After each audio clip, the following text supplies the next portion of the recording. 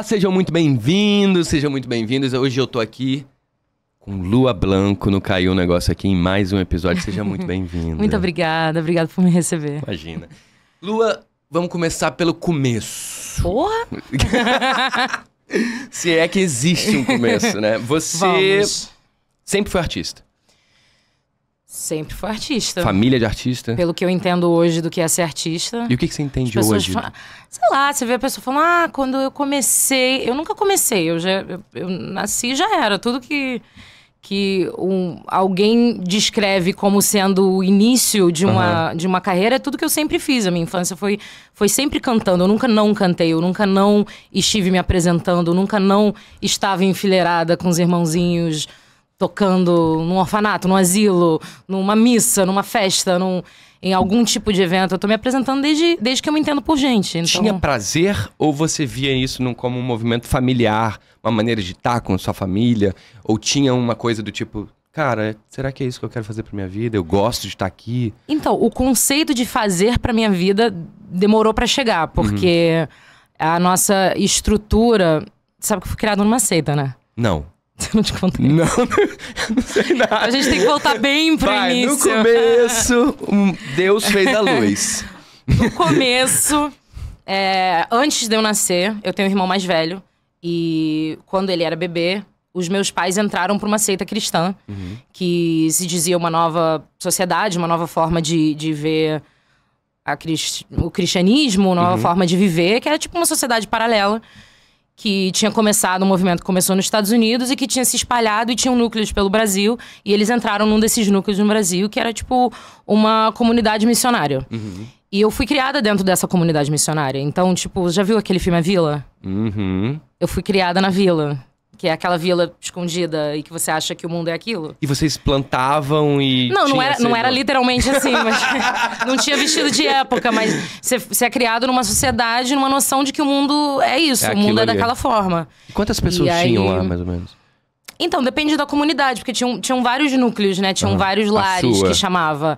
A minha, a gente já morou em casas com 100 pessoas, que eram várias famílias, que as crianças dormiam em dormitórios.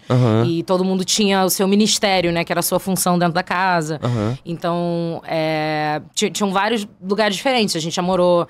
Nossa, eu morei no Rio, já morei em Niterói, já morei em Saquarema, já morei em Salvador. Sempre pouco afastado dos centros urbanos. Já morei no Peru. Não, às vezes era no meio de um bairro normal, era uma casa normal, só que era uma casa um pouco maior, que morava uma galera. E aí morei 2 anos no Peru, num sítio, que era tipo uma fazenda, um desses núcleos que era enorme. Eu tenho muita memória de lá, meu irmão Daniel nasceu lá. Foi em 94, mais ou menos, que a gente morava. Não ia nem pro hospital pra ter o filho, Não, ia pro hospital, ia. Mas era uma outra forma de viver. Então, você é criado querendo levar a palavra de Deus para as pessoas. Você era criado querendo cantar para as pessoas serem felizes. Então, não tinha essa noção de fazer da vida. De tipo, você vai ter que crescer e ter um emprego. Você já tinha um objetivo e ganhar ali. dinheiro. Não, a gente vivia de doação. Era tudo uma coisa... Era meio uma ONG, sabe? Era um trabalho social, assim. Minha infância foi trabalho social. Então, não tinha essa noção de carreira. Vou fazer isso pra... Não, eu já fazia isso. Onde eu ia, eu cantava. A gente entrava em restaurante cantando. A gente não esperava marcar o show. A gente chegava. Entendi. Onde ia, meu pai vinha junto com o violão. A gente entrava cantando. A nossa vida era isso. Era se apresentar. E o prazer vinha... de ver a senhorinha chorando, olhando pra mim. Eu falei, por que elas estão chorando? Gente, deve ser muito maravilhosa, deve ser muito lindo isso que a gente faz. Sim. Se eu tô só aqui fazendo o que eu ensaiei e a galera tá chorando, caralho, música é poderosa pra caramba. Então, acho que eu cresci meio com esse vício de tocar a vida das pessoas, de mexer naquele lugarzinho, sabe? Quando você quer só ver uma apresentação e de repente essa apresentação mexe contigo, você fala, eita, peraí. Eu cresci com esse desejo. E quando é que você sentiu que era diferente? Quando é que você sentiu que o que você vivia ali com a tua família, nas comunidades, era diferente do que todo mundo vivia? Quando é que você sentiu? Acho que quando eu comecei a frequentar a escola normal, porque... Vocês voltaram a... A gente foi... O sair da... Eu chamo de bolha, né? É o apelido que eu dou, porque foi criado realmente dentro de uma bolha. Mas o sair da bolha foi um processo, na verdade. Não foi um tipo... Vambora todo mundo, pega a mala, vamos a gente do sistema que chamavam. Você tava... Ou você tava na bolha ou você tava no sistema. E aí, quem era fora eram os sistemáticos. É a forma, né, que se vive dentro do sistema. E aí isso era visto como uma coisa, né, tipo, negativa. E aí o processo para entrar nesse sistema foi longo, assim, foi demorado. A gente começou a frequentar a escola. Eu fui pra escola a primeira vez, eu tinha 10 anos. Antes era homeschooling, na minha infância foi homeschooling. Por isso que eu falo inglês, por isso que essa comunidade era toda com base em inglês. Então as crianças eram alfabetizadas em inglês. O português foi uma coisa que eu fui aprendendo ao ter contato com o mundo. Mas eu cheguei na escola, eu sabia o português básico, mas o que eu falava mesmo era inglês.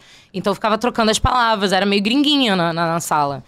E isso é uma coisa que eu tenho até hoje. As pessoas falam, nossa, por que você fica trocando o idioma? Eu falo, cara, me deixa. É a forma que eu aprendi assim. É a forma que eu aprendi a me comunicar no mundo. Sim. É tipo, trocando. Eu tenho 2 idiomas o tempo todo na cabeça. E toda hora elas trocam. E tem palavras que realmente são mais fáceis em inglês, expressões que vêm mais... E tipo, se eu for só falar 100% português com você, eu tô traduzindo metade do tempo. Porque tem umas expressões que elas vêm mais rápido em inglês. Então, se eu tô falando com um amigo bilíngue, se a gente sentar agora pra tomar um chopp, metade eu vou falar inglês. Entendi. Você viu? Eu cumprimentei o Léo lá embaixo, já cheguei falando inglês porque eu sei que ele fala e eu sei que a gente fala inglês juntos. Então tem esses códigos de com quem que eu posso falar ou com quem que eu não posso. E é quase uma sensação de estar em casa também, né? Tem um lugar de voltar ali pro lugar que você veio, Não, né? Total. É a língua afetiva. Exato. É a língua, tipo, eu posso falar de qualquer coisa. Quando eu for falar, assim, dos meus sentimentos, eu falo inglês. Por isso que metade das músicas que eu componho são em inglês. Eu preciso me expressar em inglês, me deixa. Me deixa ser. E aí, quando eu comecei a ir pra escola, aos 10 anos de idade, foi esse processo de eu entender como é que o mundo funcionava, como é que tudo acontecia, né? As pessoas tinham mesada, eu nunca ganhei mesada. As pessoas iam pra casa almoçar e depois brincavam. Eu não brincava, eu tinha que estudar, eu tinha que ajudar na casa, tinha todos as funções, tinha um roteiro de coisas que tinha que fazer no dia. E... você entender como o mundo funciona foi uma coisa que foi chegando aos poucos. Mas quando eu cheguei na faculdade, que foi em 2006, eu fui fazer letras na PUC. E aí a minha prima estudava lá. Na verdade foi isso. Eu me formei na escola e era que tipo... E agora, o que você quer fazer? Eu falei, gente... Vocês estão perguntando o que eu quero fazer no mundo da qual vocês nunca me ensinaram nada sobre. Sim, você foi só... Eu não faço ideia do que eu quero. Eu não faço ideia do que é. Como é que eu vou saber o que fazer no que é? E aí, eu tinha uma prima maravilhosa, que é acrobata agora no Cirque du Soleil. Maravilhosa. E ela fazia letras. E ela era super prendada, sabia vários idiomas. E ela gostava de literatura. Ela era super, assim, das artes também. Muito artista, muito genial. E eu gostava dela, confiava muito nela. Ela falou, prima, eu vou te ajudar a estudar pro vestibular. E tento vestibular pra PUC. Acertei, tipo, 80%. Tipo, do nada. Eu achei, tipo, quê? Saí com uma nota, assim, altíssima. E passei com 50% de bolsa pra PUC. Maravilhoso. E aí, depois eu desenrolei com o professor, que era pai de um amigo. Consegui outro 50%. E eu fui bolsista na PUC por, sei lá... Formou? Isso é uma pergunta muito difícil. Eu acho que eu fiz umas 3 faculdades, eu não formei nenhuma. Porque eu completei. Então é muito difícil dizer que eu não me formei. Mas tinha um lance de atividade complementar. E eu tava trabalhando na época, eu já tava em cartaz, eu já tava não sei o quê. E já não dava pra lidar com o que era atividade complementar. Então foi uma coisa que eu fui empurrando até hoje. Você fez todas as matérias, fiz todas as matérias, provas, tá. Eu tranquei uma época, depois eu voltei, eu completei o curso. E aí eu fiz habilitação em tradução. Pra poder estudar inglês também. Então me formei em inglês, me formei em português. Ali, né? E aprofundei no lance de tradução, que é basicamente o que acontece na minha cabeça o tempo todo. Então foi maravilhoso. E esse contato com a faculdade foi o que me ajudou a entender, né? Muito do mundo, mas o resto eu estou aprendendo na terapia. Agora, porque... Faz terapia há quanto tempo? Então, foram algumas fases. Eu fiz uma época, depois eu parei, depois eu fiz uma outra época. E agora, nessa época, vai completar 1 ano que eu tô com essa terapeuta. Boa, que é difícil também, gente. Achar terapeuta que difícil. Serve pra você. Mas às vezes vem certinho na época que você tá vivendo. Sim, é a terapeuta que você precisa pra agora. As cagadas, às vezes, são importantes. Não. É porque eu tô numa estação agora de investigação de muita coisa. Que às vezes a gente quer tapear. Agora eu tô, tipo, vamos desenterrar. Então, às vezes, eu chego e falo... Aqui, vem. Traz a pá, vamos. E ela tá super parceira nesse... Essa sensação te deixou mais excluída das pessoas? Ou você virou isso do avesso e foi aquela pessoa que chegou na escola já e falou... angariando amigos, e falou, cara, eu sou muito diferente, não sei o que, vamos trocar. Qual foi o rolê, assim? Eu acho que... Sou muito eu na escola. O que foi? Isso sou muito eu na escola, cara. Eu chegava, não, vamos. Para com isso. Eu zoava todo mundo e eu era, tipo... Eu era popular, mas não no sentido Mean Girls, sabe? Eu era, tipo... Agregadora. Eu era agregadora, eu gostava da pessoa que ninguém falava com ela. Eu ia lá e falava com ela, a gente trocava. Eu era muito parceira. Mas arrumava uns barracos também porque eu não sabia das regras sociais. Então eu ia implicando. Eu achava que podia falar tudo. Aí, Entendi. Né, eu também tomei muito na cara. Até hoje eu tomo, e aos poucos aprendendo que você não pode falar tudo que você quer falar, que você não pode falar o que você pensa. Então, eu tive essa chegada, né, na sociedade, muito celebrando eu ser diferente e muito celebrando eu vim muito sem medos, né? Eu vim sem fobias. Eu vim sem fobias sociais. Uma ingenuidade, de uma certa forma, né? Não, muito. É o meu... É a minha dádiva e minha maldição até hoje. Eu tenho essa ingenuidade que me ajuda a alcançar as pessoas, me ajuda a ter coragem de fazer muitas coisas que, né, outras podem não ter. Mas, ao mesmo tempo, eu tomo mais na cara por causa disso. Porque, às vezes, eu confio mais do que eu deveria ter confiado. Às vezes, eu chego muito dada e era pra eu estar mais reservada. Às vezes, eu não fico falando da sua vida. Eu falo, mas eu não tenho nada pra esconder. Qual o problema de falar da minha vida? Exatamente assim, sabe? Cara. Eu vi... Meu pai fala isso. Meu pai fala, para de falar das suas coisas. Eu falo, gente, mas eu tô feliz, eu quero dividir. Para de agir como se eu tivesse alguma coisa pra esconder. Exatamente. E aí, eu vi um meme esses dias, que era uma cara, assim, do Ryan Gosling, meio assim... com vergonha e dizendo, eu no fim do dia descobrindo que eu falei muito mais do que eu queria e eu não fui misteriosa como eu tinha planejado. O tempo todo eu falo, não, hoje eu vou ser muito misteriosa. Você tenta armar isso pra você? Você tenta armar uma persona do tipo, não, eu vou me conter. Quando pelo menos tá no meio social, eu tinha muito isso às vezes. Eu falo assim, não, eu vou imprimir uma persona específica pra poder conseguir lidar com isso melhor. Eu acho que... Sim, mas nunca funciona. Mas é porque eu tenho o meu lado amargo, assim. Eu tenho o meu lado mau humor. Que aí que é o meu lado raivoso, que é uma coisa também que eu trabalhei muito na terapia. É uma das coisas que a gente tá desenterrando pra tentar chegar no X da questão. Você não sabe, mas, né, raiva de quê? Eu tenho we have a few leads. Tem algumas indicações, né, da onde pode estar vindo. Mas... O que eu tava falando mesmo? Eu fui voltar para as razões. A persona que você usa, e você tem uma persona raivosa. Então, aí a raiva é uma questão, né, que eu pesquiso há muito tempo na minha vida, que ela meio que toma conta, assim, no Divertidamente, eu sou o serzinho da raiva, total. Cara, eu tenho o boneco então dele. Quando tá ativo meu bonequinho da raiva... Eu falo, cara, hoje eu não vou falar com ninguém. Hoje foda-se todo mundo, não sei o que, não. Eu vou chegar, calar, não sei o que. E aí, quando eu chego, uma pessoa sorri, me abraça, eu falo, fudeu. Você cedeu. Aí o dia fica bom, aí fala, aí ri. Aí, Pô, isso é aí bom quando pra você vai caralho, embora, você fala, né? caraca, eu não fui misteriosa, cara. Eu não fui difícil. Pô, mas isso é bom. E quando você decidiu ser artista, assim, fazer disso uma profissão? Você ainda tava na faculdade? Foi quando eu entrei na faculdade, que aí você começa a entender que as pessoas estão ali para uma profissão. Aí você começa a entender o que é profissão. Aí você começa a entender o que é, né... Tem que ganhar dinheiro, work tem que ter for uma living, carreira, tipo, exato. E aí eu montei uma banda com os meus amigos, porque, pô, entrei pra faculdade de letras, só tinha músico, artista, escritor, Óbvio. todo mundo falava inglês, todo mundo tinha referência de Friends, sabe? Eu tava tipo, pô, eu tô em casa. São os meus amigos até hoje. E aí eu conheci o André Sigor, conheci o Rick Meirelles, conheci a Carol Cabral, a Esther Oliver, que foi a nossa produtora por muito tempo. Um tocava guitarra, outro tocava violão, aprendeu baixo, outro tocava violino. A gente falou, cara, vamos juntar, vamos fazer uma banda. E nessa experiência de tocar com eles, a gente fazer uma banda com as músicas que a gente gostava e compor as músicas que a gente gostava, começou-se a desenhar o que seria uma carreira na música, como cantora. E o que eu teria pra oferecer. Porque a vida cantando com a minha família, meu pai é um grande músico e um grande entertainer e um grande cantor. Então, ele sempre foi meio que o produtor e o diretor da parte musical da família. E a gente cantava o que ele gostava e a gente cantava o que todos gostavam. mas não se desenhava uma coisa individual. Subjetiva. De artista, né? De voz ativa, do que você quer falar. Do que eu tenho aqui dentro pra dividir com o mundo. Porque eu cantar uma música bonita, as pessoas chorarem, eu já sei que eu consigo, eu já sei que isso funciona. Mas o que eu quero dizer, né? Quem que eu quero tocar, né? Que tem isso. Tem.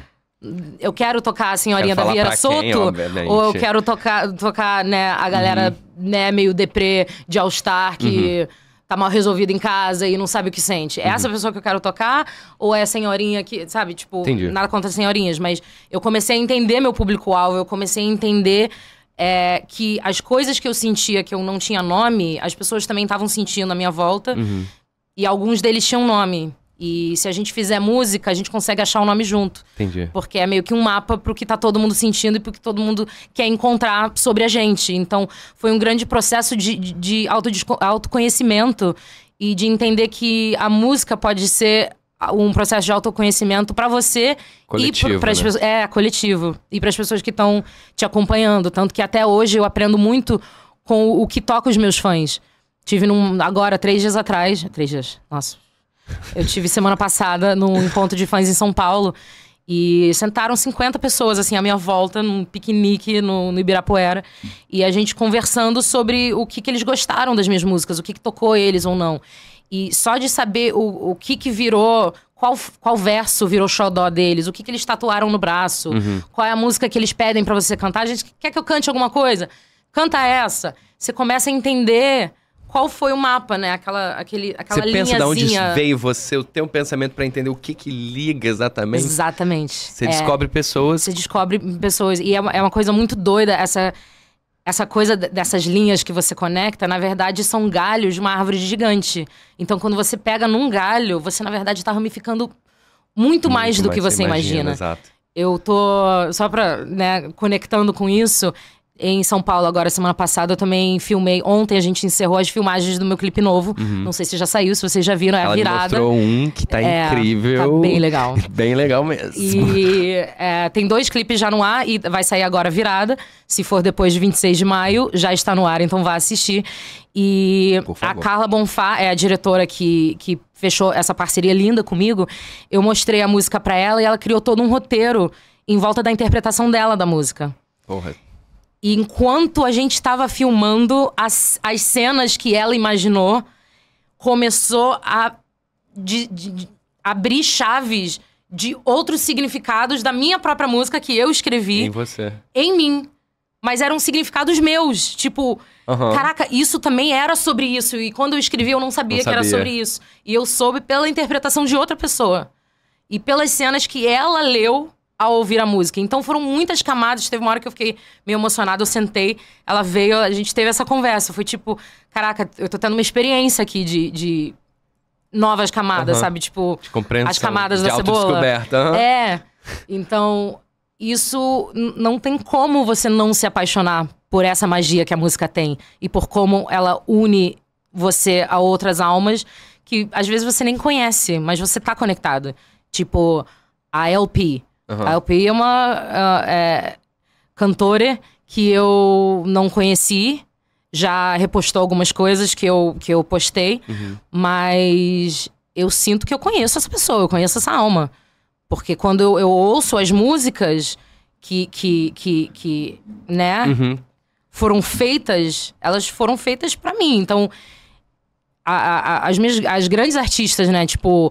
Até as maiores que eu mais sigo, a Pink, eu sigo a vida inteira. A gente não se conhece pessoalmente, mas a gente se conhece. Tem um elo entre a gente. E quando eu entendi isso em relação aos artistas que eu sou fã, eu comecei a entender que esse é o mesmo elo que os meus fãs têm comigo. Entendi. Então, o que era uma coisa meio... Ai, o que eles querem de mim? O que eles querem? Lua. Na verdade, era tipo, caraca, a gente tem esse elo, você me conhece. Ei, fala comigo. Tamo junto. Nossa, aí... As camadas ficaram muito maiores. Foi pela música, né? Criou a banda. E aí você pensou em ser atriz? Você tinha esse pensamento? Aconteceu e você falou, putz, agora eu vou ter que fazer essa porra atuar aqui. Foi uma coisa muito mais doida.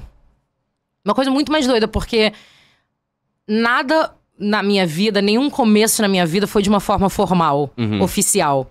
né? Eu não me formei em artes cênicas pra começar a atuar. Mas quando eu fui fazer minha primeira aula de teatro, que foi maravilhoso. Aonde? Na Laura Alvim. Boa. Foi maravilhoso, tipo, né, entender melhor o ofício da atuação. Mas quando eu fui entender, tipo, o teatro... Quando eu era mais nova, eu fazia teatro. Quando eu entendia esse teatro inicial que as pessoas faziam, é o que eu fiz a minha vida inteira em casa. A brincadeira de você se fantasiar e fazer esquetes em casa era o nosso passatempo. Entendi. Na vila. Então, tipo... era isso que a gente tinha. O teatrinho, a gente fazia peça. A gente levava as peças pro orfanato. Tinha peça de Natal. Tinha peça da princesa que tava procurando... alguma coisa, e ela acaba encontrando o coração dela não sei aonde. Tinha essas coisas, né, bem com morais cristãos, mas não deixa de ser teatro. A gente fazia esquete, a gente interpretava, a gente tinha um baú de fantasia enorme lá em casa. Então, tipo, todos os meus irmãos hoje são atores e falaram, nossa, vocês já... Cara, a gente sempre foi ator. Só falaram, vocês pagam pra isso? Isso que a gente tá fazendo em casa o tempo todo. Brincando. Em inglês é to play, né? That's a job? Cara, então, tipo, descobrir que você poderia continuar brincando pra sempre e isso ser o seu trabalho foi a coisa mais fascinante e apaixonante pra mim sobre o ofício. Qual foi meu primeiro? Você ficou quanto tempo fazendo curso? Foi rápido? Foi rápido porque eu entrei pra musical logo em seguida. Você começou pelos musicais. Na verdade, eu comecei com um elenco de apoio numa novela, Três Irmãs. Eu lembro. Lembra? Lembro. E aí... Que a minha irmã também tava fazendo teste, indicaram a gente pra um teste, e aí eu fiz um núcleo ali que era da praia, que era da loja de sucos do Marcelo Novaes. E aí eu acompanhei a novela inteira num meio um pouco de bastidores, né? Que você tá sempre nas cenas, mas você não tem personagem, você não tem fala. Então é tipo um elenco de apoio privilegiado. Não, era uma figuração... melhorzinha. Uma figuração chique.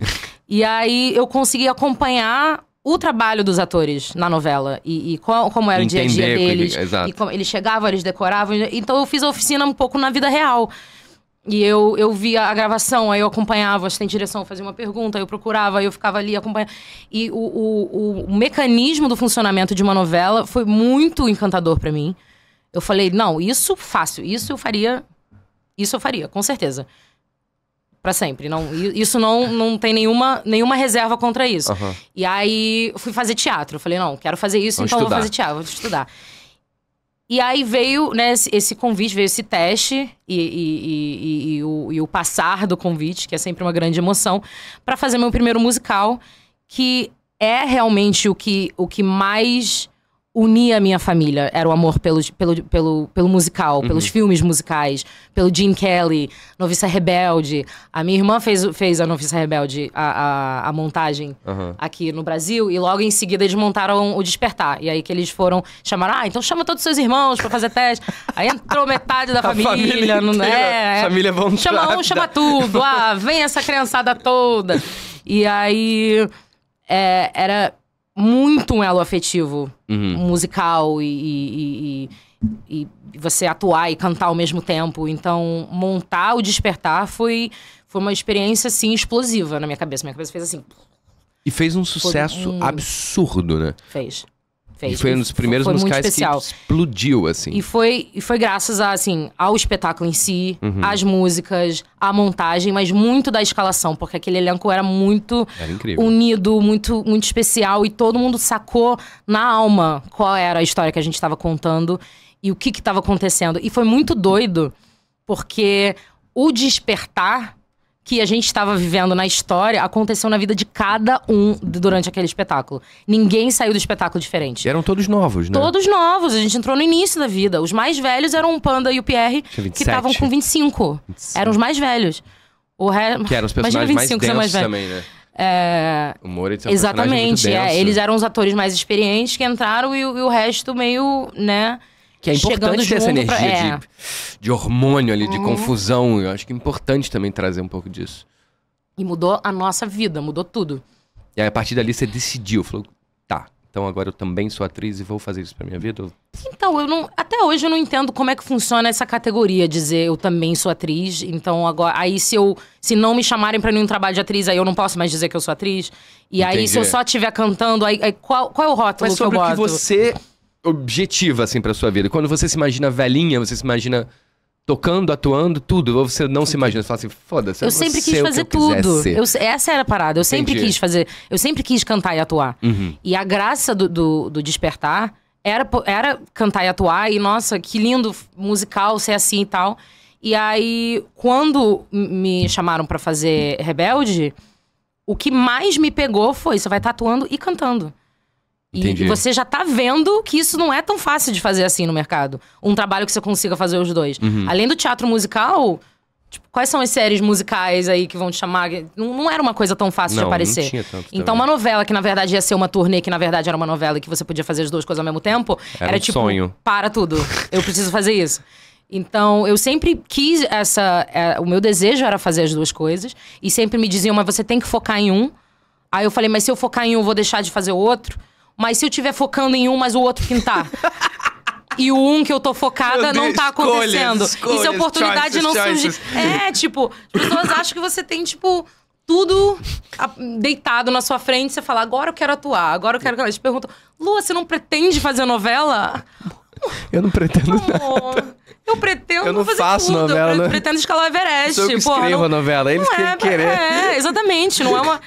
Aí, tipo, não, então foca em ser atriz, mas aí eu não posso mais cantar? E aí tudo isso que tá, que tá tudo acumulado aqui que eu preciso fazer? Que eu preciso dizer? Eu preciso, tipo, eu tenho uma bola de energia a mais que se eu não estiver cantando, ela não tem vazão. Ela vaza na minha raiva. E aí isso não queremos, né? Não é bom pra ninguém. E aí eu preciso estar cantando, então vou focar na música, beleza. Aí eu foco na música, eles falam, pô, mas por que você não tá atuando? E aí a música não tem oportunidade, porque você não tá na TV. Aí se você não tá no ar, ninguém sabe que sua música foi lançada, só os seus fãs que estão ali ouvindo. Como é que a sua música é alcançada? Ninguém nunca me ensinou isso, esse mecanismo do marketing. Do mercado, do how the world works. Era tipo, que foi também da minha ingenuidade. Tipo, eu brincava disso, então agora eu vou brincar disso profissionalmente. Não, é um business. E ninguém nunca me ensinou o business. Ninguém nunca me ensinou como fazer o business de ser cantora. Qual é o business de levar o seu trabalho de atriz até aqui? Cara... Como é que faz isso, né? Você tem como ensinar, porque eu tenho a sensação de que não tem como ensinar a ser ou botar a tua arte no mundo de uma maneira estratégica. Mas tem que ensinar! Mas não, eu fico pensando que cada um vai de um jeito. Eu acho que eu fico vendo as histórias dos grandes artistas, assim, às vezes a sorte tá permeando mais do que a estratégia. Obviamente que depois entra uma estratégia, mas é sempre a vida encaminhando de alguma forma. Eu sinto que as forças... Fui pra muito longe agora. As forças do universo, elas sabem mais o que é melhor pra gente do que a gente mesmo. Eu acredito muito nisso, mas... Por mais que você tente, às vezes, focar, pensar, montar uma equipe, uma estratégia... Obviamente, se você tiver dinheiro, isso vai funcionar. Mas se você estiver sozinho nesse rolê, amor... Você vai bater a cabeça até a vida falar, tá, então eu vou te dar uma oportunidadezinha aqui e se a sorte estiver do teu lado, você vai dar vazão. Sabe assim? Faz sentido. Mas se não tiver a sorte do seu lado? Aí você vai ficar tentando, amor. Aí você bate a cabeça na parede. Aí vai pra minha terapia. Porque a minha fala exatamente disso, de injustiça, a minha raiva tá nesse lugar. Da injustiça, porque você olha pro lado e você vê artistas incríveis, às vezes tendo que jogar um jogo sujo, às vezes, pra chegar onde quer chegar, ou pelo menos pra ter uma vida digna, pra viver do mínimo, pra poder ter tua casa, tua comida, poder relaxar no final de semana, ou não, ou fazer uma peça, mas enfim, é isso, eu acho que nesse lugar. No início eu tinha muito uma ideia fantasiosa de sonho, ao início o primeiro nome da banda era Collecting Dreams, então era sempre nesse lugar de estamos sonhando chegar nesse lugar, queremos ser Paramore, queremos ter a nossa turnê.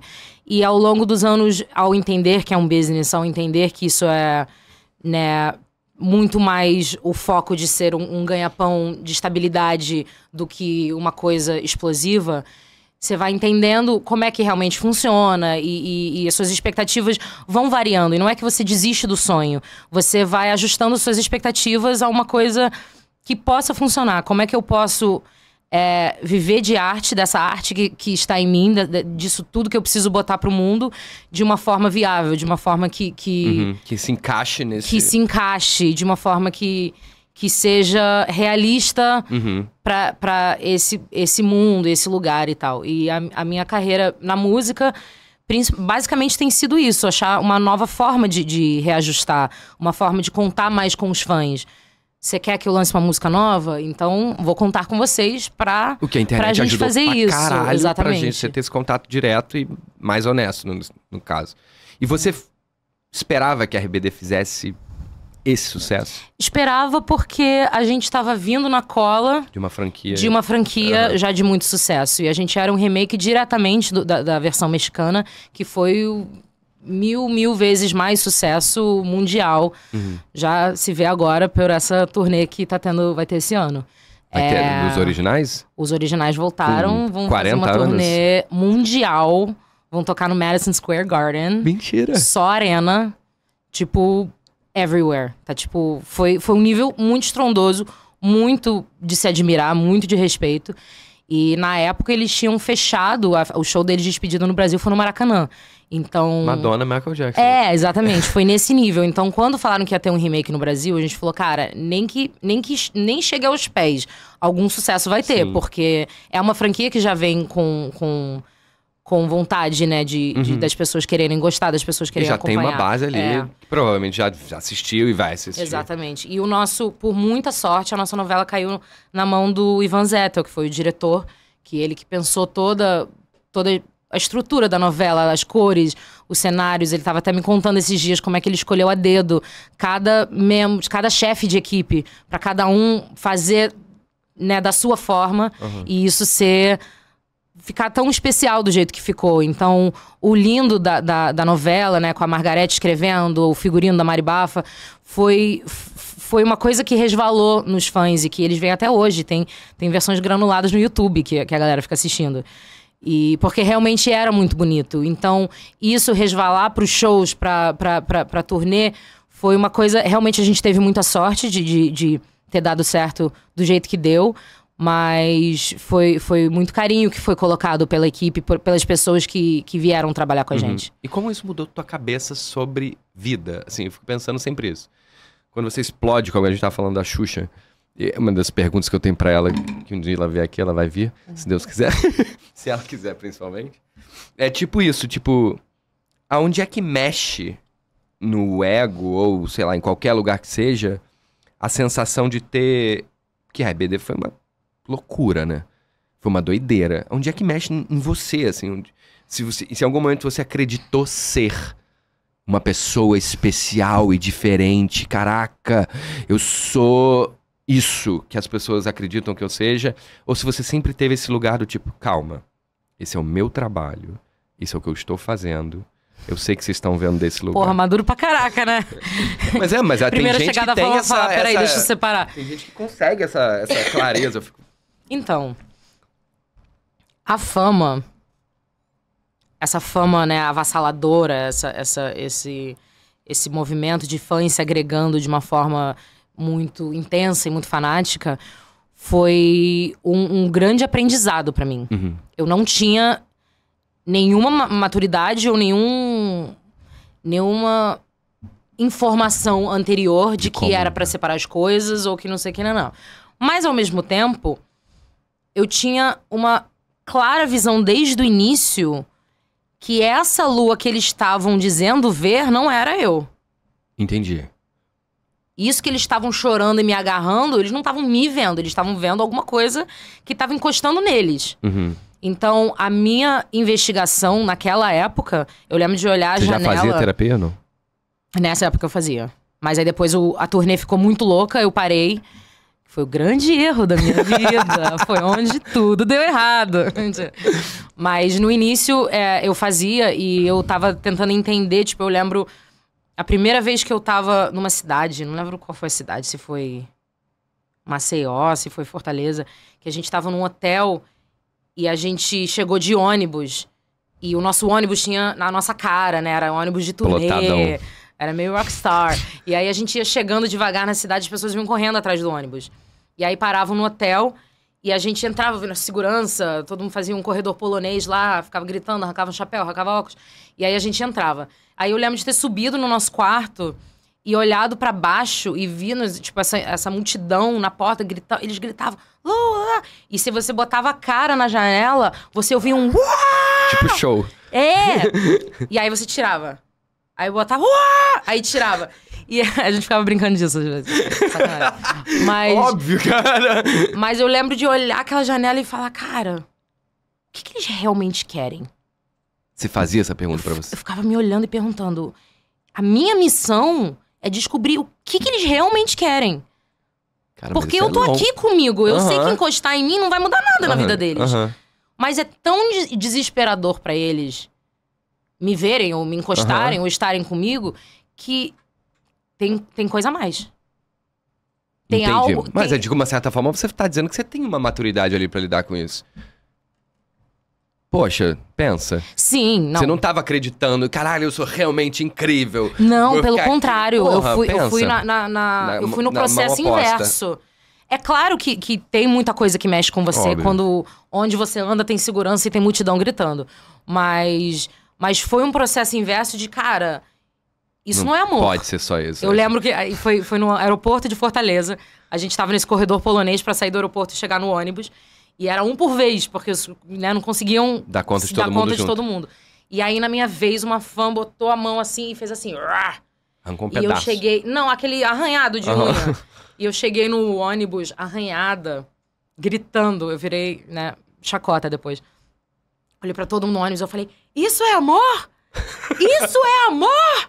Planta faz isso. E aí, pro resto da turnê, ficaram me chamando de Isso é Amor. Isso é amor. Mas... Que virou até musical. Mas a minha dúvida era, cara, se você ama tanto alguém, por que quando você vê, você arranha? Uhum. Que amor é esse que machuca? Você acredita que seja amor? Então, Você respondeu isso pra a sua própria pergunta? a gente sabe o Isso que é é amor? amor. Quando a gente Exatamente. fala amor, a gente tá falando sobre amor? Ou tem outras camadas, Mas tem então outras o que coisas intensas e fortes e obsessivas dentro da gente que Que a o gente nome diz a que gente são dá- amor o porque nome amor a é gente a dá. palavra maior que a gente tem. Então quando a gente sente uma parada, é amor. Mas aquilo é amor ou você vai dissecar aquele sentimento pra descobrir? Tá, uma pausa. O que é amor pra você hoje? Porra, aí é uma pergunta muito, muito grande. Mas Em que caminho que você tá? Até onde você foi nessa pergunta? eu acho que amor tá pra mim. Uhum. Você sabe que na yoga, né, na cultura oriental, o coração não é o órgão, né? É o centro. O ponto, né? É o centro. Centro de tudo. É o centro Aham. de você. Tipo, sua alma, o centro é o coração. Entendi. Então, não é sobre o seu sentimento. É sobre a base de tudo. Tipo, a origem de quem você é. Entendi. Da onde sai toda a tua Então, vitalidade, força. a fonte da vida. Aham. Então, pra mim, tudo que vem daí, ou tudo que toca esse lugar, Uhum. pra mim é amor. Porque ele tá tocando o core, Entendi. né? O core da sua existência. Então, tudo que sai daí resvala com amor ou te atinge com amor. E eu acredito que é nessa região que a gente lida com amor. Porém, tem coisas que te tocam e que, por te tocarem, você fica obcecada com aquela coisa. Tipo um E você vício. diz que você ama aquela coisa. Aham. Mas você não ama aquela coisa. Você ama- está procurando o seu core. Entendi. Você precisa achar o seu amor. O sentimento, você quer uma reprodução daquela coisa o tempo inteiro. E é muito clichê dizer, você não pode amar sem você se amar. Mas, muitas vezes, o amar o outro é o outro estar conectado com o seu amor. Uhum. Então, se você não tá conectado com o seu amor, você não tem como amar o outro. Você tá dependendo do outro pra achar o seu amor. Pra te suprir daquilo que você não encontra em você. Não, pra tipo, te mostrar o caminho. Tipo, Entendi. quando eu te... Sei lá, vivi uma história com você e essa história tocou esse lugar. Aí você foi embora, eu preciso ir atrás de você pra achar esse lugar. Mas o lugar tá aqui. Eu posso tocar esse lugar.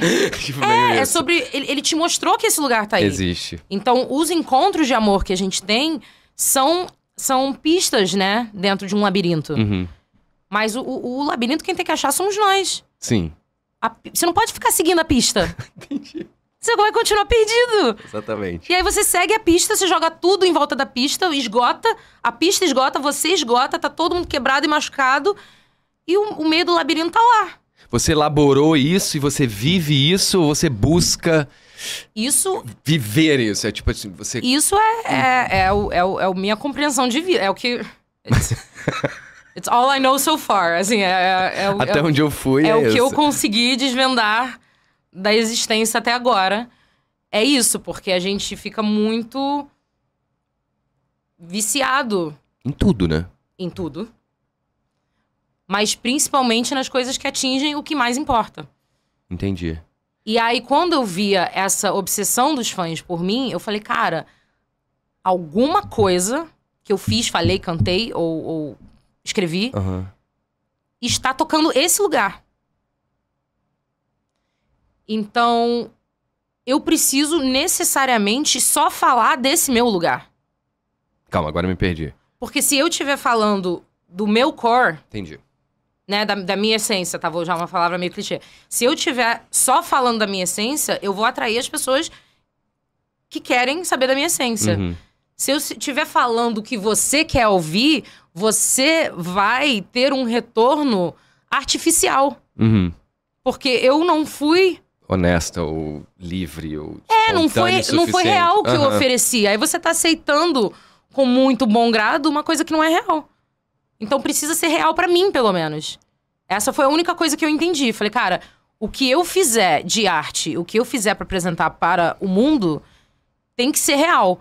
Uhum. Porque, pelo que eu entendi, e os grandes artistas que eu pude encontrar e conversar e ouvir, nunca é sobre a fama e nunca é sobre aparecer. Os artistas de verdade, né? Uhum. Quem sacou a parada, eles não estão querendo bombar. Quem quer bombar é porque quer falar com essas pessoas. Quem quer Entendi. bombar é porque quer Quer viver dessa nutrição... esse espaço pra falar, né? Atingir quanto mais gente possível. Mas E você se deu conta disso nessa hora ou demorou pra você eu acho entender que foi isso? um processo, foi... O meu contato com os meus fãs, depois que Rebelde terminou, foi uma coisa que me ajudou muito a formular isso. E meu contato com os meus amores e com os meus afetos na vida me ajudou a formular isso do lado pessoal. E tudo, né? Tudo, na verdade, é uma grande evolução que a gente vai aprendendo na vida, que é uma só. Mas quando os fãs... Eu tava meio um pouco em estafa. Estafa que fala?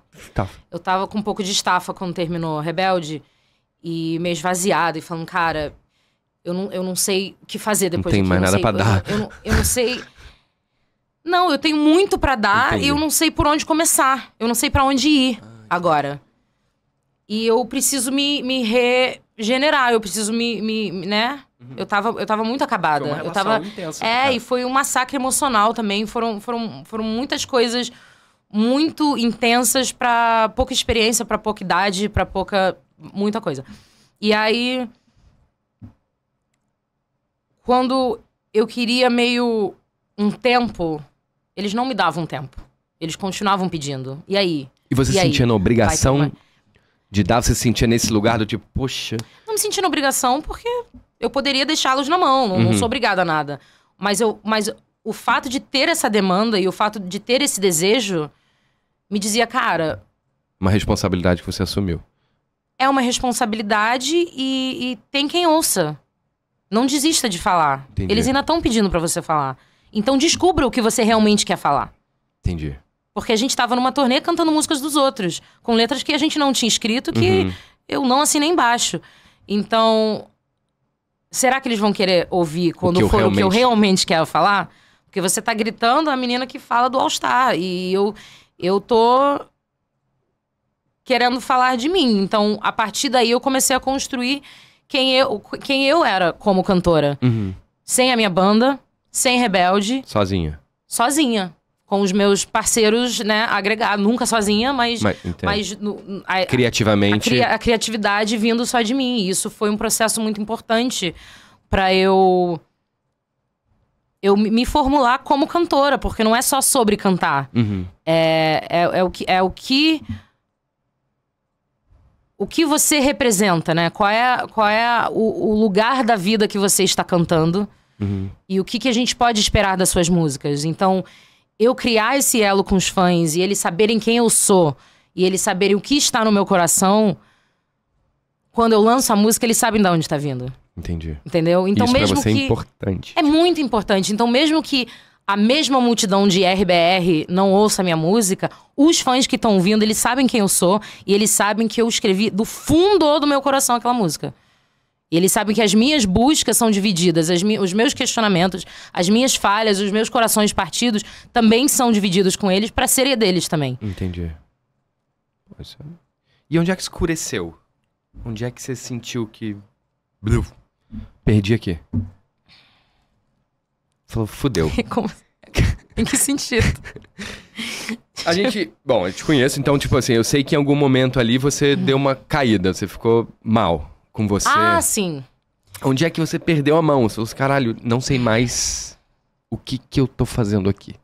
Não sei mais o que rolou. Eu acho que...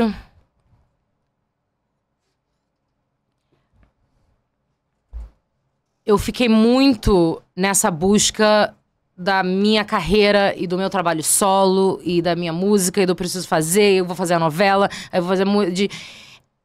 Tem uma pressão incessante de você não pode parar no mercado, né? Se você tá terminando de lançar, você já tem que estar emendado em outro trabalho. Se essa novela tá terminando, você já tem que estar assinado pra outro. Você não tem, tipo, vamos comemorar. Eu nunca comemorei o fim de um trabalho, porque sempre rola uma angústia de, tipo, e o próximo? E aí? O que você tá fazendo? O que você tá fazendo? Quanto tempo que você tá fazendo? E aí, terminou a novela, você pretende fazer outro? Caralho, eu acabei de fazer uma novela, já tem que pretender fazer outro. E aí, essa pressão de estar sempre fazendo, de estar sempre construindo e tentando... né, se você respirar, você some, você desaparece. Você perde o fio da meada. Eu esqueci que o mais importante era o processo de autoconhecimento. Era eu entender era eu entender as minhas camadas. E aí eu fui forçada a olhar pra minha saúde mental. Eu tive um baque que eu tive que mergulhar fundo, assim, na minha mente. Você tava sozinha? Tipo, você sabia? Você tinha alguém pra falar... Amiga, tá ruim aqui, vamos procurar ajuda? Ou você foi, tipo assim, fudeu, gente, o que eu faço? Foi um fudeu bem maior que isso. Mas eu nunca estive sozinha, graças a Deus. Eu tenho um namorado muito ele já era parceiro, seu namorado. já estava comigo. E ele foi parceiro, tipo, até hoje. Ele é uma das pessoas mais parceiras que eu conheço. Eu tenho uma família que apoia e tá do meu lado o que der e vier. Eu tenho amigos muito leais. E foi um momento muito importante, esse processo desse baque, dessa escuridão, de entender quem não eram os meus amigos. E quem era amigo social, quem era... Quem tava surfando ali no... gente boa, gosta de você, Você tá legal. Você é legal. Você tá sumida. O que você tá fazendo? Tá sumida. Ai, que ótimo. Vamos fazer uma peça. Mas de, tipo... Das pessoas que eu realmente considerava minhas, essa hora foi, tipo, a separação do joio e do trigo. Quem é sua... Quem é sua, cara, quando você tá na merda, mesmo que ninguém entenda o que você tá passando... Mesmo que ninguém entenda quem você é, né? Mesmo que esteja muito assustador isso tudo. Tá do seu lado. Eu tô aqui. Quando é que você precisa? O que aconteceu? Me conta. Eu tenho uma mania de falar que esses momentos... Amiga, não entendi nada, me conta. Não entendeu, não precisa entender. Tá estranho Pergunta. isso aqui, o que é que tá acontecendo? É. Tem uma mania de falar que a vida, nesses momentos mais punks, assim, da minha vida, é como se eu tivesse faltado à escola durante alguns anos, a escola da vida durante alguns anos, e a vida falou assim, você precisa de um supletivo. E ele falou assim, para tudo agora, e você vai estudar isso em 1 ano. Vai ser punk, mas você deixou pra trás um monte de coisa que você não aprendeu. E aí você cresce, amadurece em 2 segundos. Dói para um caralho, mas você aprende sobre si mesmo, sobre as pessoas que estão ao seu redor, o valor da tua família, o conceito de amor, o conceito de estar junto. Eu tenho essa sensação. É, total. E eu acho que, tipo, foi exatamente isso. Porque nesse meu processo, né, de ir pro mundo e descobrir o que você quer fazer e tal, rolou muita descoberta externa. Mas eu nunca tinha parado mesmo pra mergulhar na descoberta interna. E realmente isso já vinha sendo apontado, né, nos meus processos de terapia e tal. Principalmente, né, no quesito da raiva, que é uma coisa que vem meio incontrolável. E às vezes você fala até de um jeito que você nem queria ter falado, mas... É tipo sabe o Gollum do Sméagol? É o Sméagol, my precious, give it to me! É uma coisa que vem tipo, da onde veio? Então, poder... E foi necessário, né, ir para o fundo do poço nesse sentido. E ir para essa escuridão. E entrar, né, ficar de cara com Você encarou comigo, de frentão, assim? Ou você ficou negou pra caralho? Não. Diferentaço. Diferentaço? Não tinha como. Mas aí, é tanta coisa que você se depara que você precisa de um tempo pra ir... Digerindo aquilo tudo, né? Tipo, você chegou em casa com a sacola das compras. Agora, calma, a gente tem que guardar cada coisa no seu lugar. Então foi um processo bastante demorado, que eu não digo que... Não digo que acabou, mas eu digo que já tá mais avançado, graças a Deus. E foi muito bom, mais por isso, pelos meus elos afetivos, entender quem é que realmente está do meu lado. Tem gente que teve do meu lado que eu nem achei que seriam as pessoas do meu lado. Sempre. Tem umas pessoas que surgem, velho. E eu falo, cara... Nossa... Não esperava isso de você. Não esperava. Mas no bom sentido. Você é foda. Você me tem pra vida agora, depois dessa. Tem algumas pessoas também que me surpreenderam muito nesse sentido. Que eu fiz um vídeo, né? Falando sobre isso, porque eu tive muita dificuldade em casa. Porque a minha mãe é uma pessoa que sempre... Eu expus meu pai no outro, agora eu vou expor minha mãe. Mãe, um beijo, te amo, tá? A minha mãe, ela é daquele tipo antigo de pessoa que bota pra baixo do tapete, finge que não tá ali e segue a vida. E os problemas seguem. Durante muito tempo. E quando eu tinha as minhas crises, porque eu tinha muita crise de ansiedade, eu tenho crise de ansiedade há muito tempo. E quando eu tive... A crise de ansiedade, comecei a ter 5 crises de ansiedade por dia, eu comecei a dissociar. E pra mim aquilo era muito novo. E eu vivia parecendo que tava num filme. E eu tentava falar pras pessoas que tinha alguma coisa diferente. As pessoas não entendem. They never do. E a minha mãe, ela começava a fazer comida, ela começava a arrumar a casa, ela começava a ver um filme, falar como se aquilo não tivesse ali. Tipo Casa de Bonecas, do Ibsen, que aquela mulher entra cantando. Vamos nos apegar ao cotidiano, que é o nosso seguro. É o que nos dá conforto. E aquilo me destruía de uma forma que parecia que eu tava gritando e ninguém tava me ouvindo. Eu falei, caralho, não é possível. Aí eu fiz um vídeo na internet falando sobre como lidar. Eu tava falando pra ela. Ela entendeu. Como lidar com uma pessoa no momento de crise. Eu falei, cara, não invisibiliza. Enfim, não finge que não tá vendo a pessoa. Dá crédito, foda-se, não sabe o que fazer, pergunta. Fala comigo. Qualquer coisa, fala. Então eu tive na minha casa muita dificuldade de ser acreditado, de ser validado. Eu falei assim, Saulo não tá bem. Então eu tinha que provar pra minha família que eu tava mal. Meu pai olhava pra mim e falava, você tá ótimo. Você tá falando comigo. Você tá aqui, ó. Eu falava, pai, eu não tô bem. A minha cabeça fazia assim, ó. Eu ia pra longe, a visão fazia assim. E eu falava, eu não tô bem, gente. Eu não tô bem. E as pessoas querendo me convencer de que eu tava bem. E eu falava, gente, o que eu faço?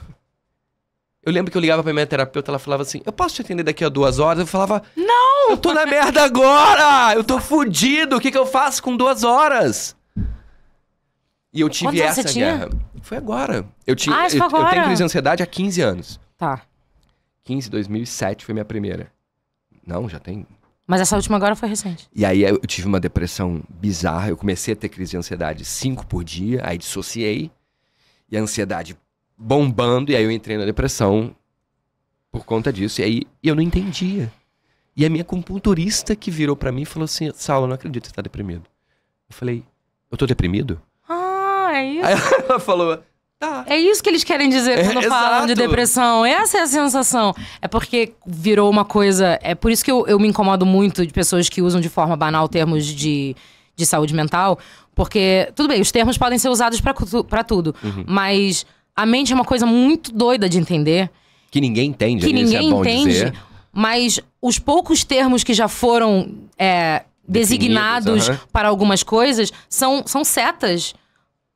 Para um mesmo lugar. Então, se a gente seguir essa seta, a gente vai todos para esse lugar. A gente começa a entender, ajuda a gente a mapear melhor o que tá acontecendo na nossa cabeça. E não se sentir Quando pessoas que de uma forma leviana usam esses termos para coisas que não são, tipo chamar alguém de bipolar porque ela teve uma atitude meio chata, ou como dizer, nossa, tô mó deprê, só porque você tá meio pra baixo naquele dia, você fode o processo da pessoa que tá tentando entender a mente dela. Porque a depressão não é tristeza. Não tem nada a ver. Não tem nada a ver com tristeza. Parece a maior descrição, que eu não posso usar como descrição porque eu nunca morri, mas é a morte. Parece que você morreu e você ainda tá, tipo, vendo e ninguém mais tá, tipo, entendendo porque você não tá mais ali. Você sente que você não tá mais ali. Eu passava horas na janela, parado, sentado. Horas. E assim, aquilo passava e parecia que eu tava só esperando alguma coisa acontecer. Eu falei, cara, alguma coisa vai acontecer, vai me levar, vai melhor que leve mesmo, e é isso. Porque eu não tô mais aqui. Eu já fui embora. Eu lembro quando eu tava no meu pior, assim, meu auge, o Leandro me levou pro Ceará, uma praia, assim, paradisíaca. Eu lembro de andar na areia, pensar, caraca, será que eu tô aqui? Será que se eu correr isso vai passar? Será que se eu andar isso não vai... Sabe, era realmente uma dissociação. Uma descolação do realidade. Descolação. É horrível. É horrível. Mas, cara... Mas é isso. E aí, nesse processo todo, que eu achei que eu realmente conheci minha família. Que eu tive que emburacar, e aí emburaquei. Aí eu conheci as pessoas que estavam do meu lado, conheci as pessoas que ficaram ali, olhando pra minha cara. Mas que eu sentia que eu não tava sozinho. E hoje em dia eu falo... Eu pulei umas fases ali da vida. Eu pulei algumas coisas que eu não aprendi ou não quis aprender. E eu tive que aprender na marra. Mas a gente não pulou. Agora é a hora de aprender. Você ainda tá vivo. Sim. Né? Quem disse que tem que ser quando você é jovem? É verdade. É a hora que veio. E você convive com medo de voltar? Eu tenho isso bizarro, assim. Que qualquer coisinha que acontece, a sensação que eu tenho é tipo assim... Eu vou me segurar em alguma coisa pra poder não cair naquele buraco de novo. E aí eu penso assim, cara, não vai rolar. Naquele fundo eu já fui e eu aprendi a lidar com ele. Ele nunca vai sair o mesmo lugar. Eu acho que não é um fenômeno que te acontece, né? É um processo seu. Então, acho que quanto mais você aprende a se ler e a se identificar e a se reconhecer, você vai vendo os sinais de que poderia estar vindo, ou de que isso talvez foi um gatilho, ou que agora teve um baque, que agora você vai ter que ficar um fim de semana em casa sem olhar pra sem ninguém. Sem ver ninguém. Pra isso, você tem que aprender a se cuidar, você tem que aprender a antecipar. Né? Óbvio que ter um acompanhamento do médico, né, dependendo da sua condição, ou dependendo de qual é o seu tratamento, é muito importante você estar se tratando profissionalmente, mas nada vai cuidar de você mais do que você mesmo. Do que você se observar, do que você se identificar. Caralho, eu senti um estranho. Deixa eu sentar e entender se esse estranho é por causa daquilo que aconteceu hoje, ou se o estranho é porque, na verdade, aqui tá não sei o que... Você tem que estar acompanhando as linhas, né, do movimento. Dos negócios que acontecem aqui dentro, você tem que estar acompanhando o que tá acontecendo aqui dentro. Senão, ele sai do controle e quando tu vai ver, tu tá lá no fundo. Cara, o Thiago, ele é muito assim comigo. Eu falo, a gente briga e eu falo assim... eu não sou rápido pra entender. Porque eu vou te devolver agora com uma raiva que ela, às vezes, nem é sua, nem é do momento. E isso tudo, esse processo todo me fez assim, eu preciso de tempo e aprender a dizer, agora não. Eu vou levar uns 2 dias pra elaborar isso melhor, pra eu poder ter calma, porque eu na pressão, eu só falo e só penso merda. E a primeira impressão é sempre negativa, então eu preciso calma. E ele aprendeu a respeitar esse lugar do tipo, tá, vou te deixar aí quietinho. Não vou terminar essa conversa agora. Daqui a pouco eu volto. Por mais Daqui que ele a pouco esteja eu te ligo. louco. Grita, xinga e depois fala, agora eu posso terminar a conversa. Exatamente. Isso mudou muito você como artista? Te deu desejos de botar isso em outros lugares? Você falou, cara, eu preciso falar disso. Muito. Isso definiu a minha missão como artista. Total, total. Eu acredito, assim, a forma que eu enxergo o meu trabalho hoje é como uma pessoa que fala para essas pessoas. Para esses jovens que estão em casa com a mãe fingindo que nada tá acontecendo e fazendo jantar.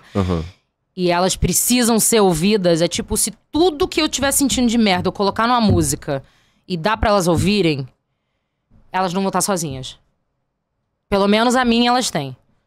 E isso cresce muito, porque assim, eu fico com muita vontade de montar um show e tocar em clínicas, em sanatórios de saúde mental. Manicômios, os lugares que as pessoas se assustam. Nossa, pessoas loucas. Eu queria cantar pras pessoas loucas. Eu queria olhar no olho delas e falar, Steve, onde você está? Passei pelo que você passou. Você não tá sozinho. Eu entendo. Isso que você falou agora eu não entendi. Mas eu, no fundo mesmo, eu te entendo, sabe? Tipo, sei. Eu queria ir mais fundo nesse lugar de falar sobre saúde mental, sobre pessoas com condições que elas diagnosticaram ou que não diagnosticaram, pessoas com sensações que elas não sabem dizer o que é.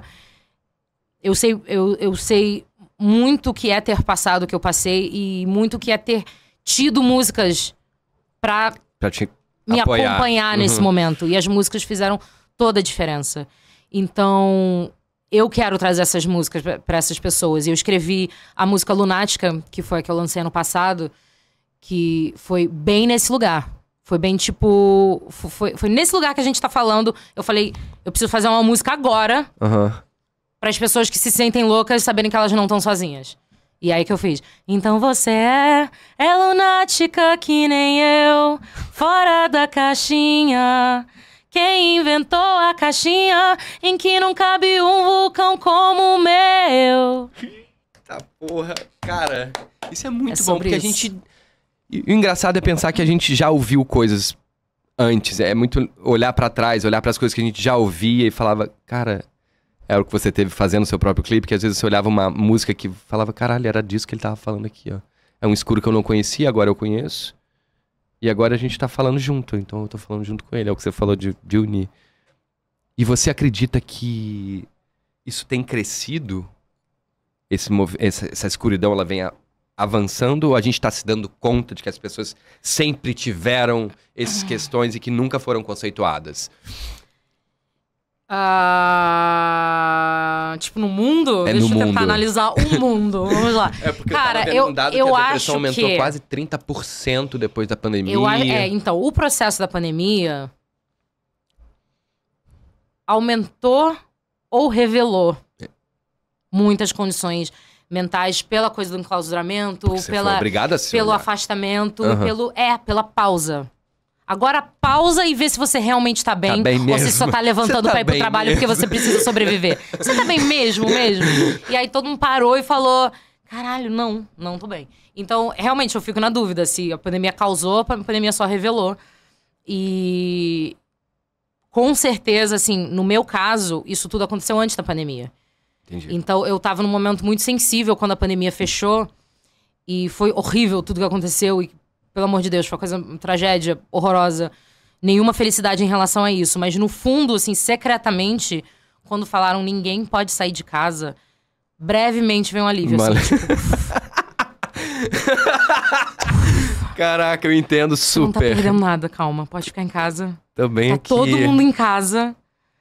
só descansa. Essa pressão se dá uma diminuída também. recupera. Ah, tem que trabalhar, tem que fazer. Não, amor. A ninguém vai máquina fazer. parou.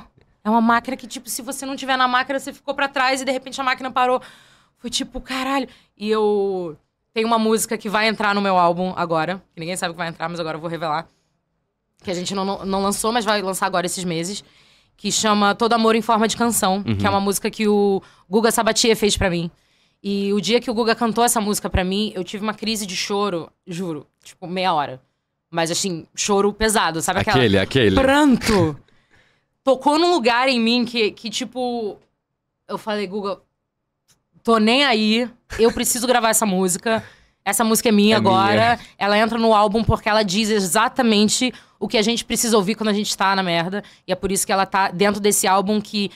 O objetivo do álbum que eu tô agora, que é o Lua Blanca é Órbita, que é com o André e o Rick, da minha banda inicial lá da faculdade. primeira lá. A gente montou esse projeto juntos, que era meio um reencontro e meio um... Galera, eu preciso falar de saúde mental, vocês me ajudam? Vamos junto. E eles vieram juntos, o André trouxe músicas dele, que ele também se identifica. O Rick trouxe vivências dele, que ele também se identifica. A gente veio junto, assim, segurou a mão e falou, vamos falar sobre isso. Então, todas as músicas têm essa temática, têm esse olhar e essa confissão, né? Esse lugar de confissão. E aí, Todo Amor em Forma de Canção precisou entrar, porque ela é todo amor em forma de canção. E o refrão diz assim: não perca o chão, por precaução parei o mundo, desvia da solidão, no sabor de um abraço. Não solta minha mão, se o tempo for ficar parado, que a sorte é a teimosia do acaso. Caralho, é lindo demais. Right? É demais. Nossa, arrepiada aqui de todo, novo. todo. Que raiva, E não é o Guga. ar-condicionado do Rafael nem do Gente. Thiago. E aí, isso foi em 2014. 14. O que, a Que música? ele fez essa música. Em 2020, ele parou o mundo. Jesus. Eu sentei, eu falei, viado.